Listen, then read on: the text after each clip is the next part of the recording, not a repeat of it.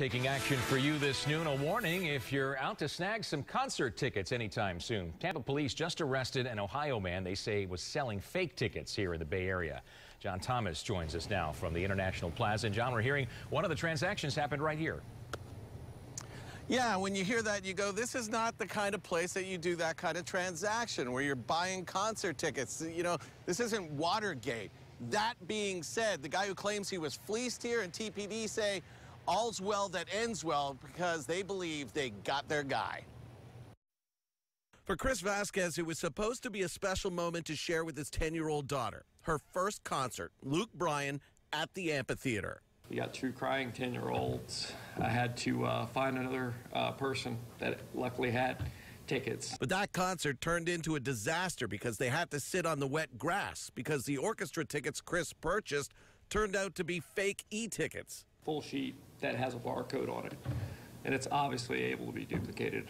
Chris had hooked up with a man on Craigslist selling tickets, $400 for the e-tickets. But feeling a little uncomfortable with the transaction, he took a picture of the seller's Ohio driver's license and left him with this warning. If this is fake, I'm going to find you, and you're going to pay for this. I promise you I'm not going to stop until I find you.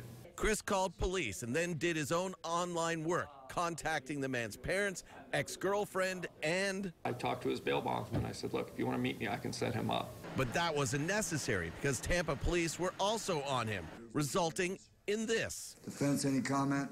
Here's your suspect, 28-year-old Geoffrey Minton, now in custody, picked up in a police sting, according to TPD, for selling more tickets. He's now facing multiple charges, including 6 counts of grand theft for scamming 5 victims. And that could just be the start because investigators think there are more victims out there. As for this victim, Chris, now knowing the guy he says ruined he and his daughter's moment, how does he feel about him being behind bars? I feel good about that.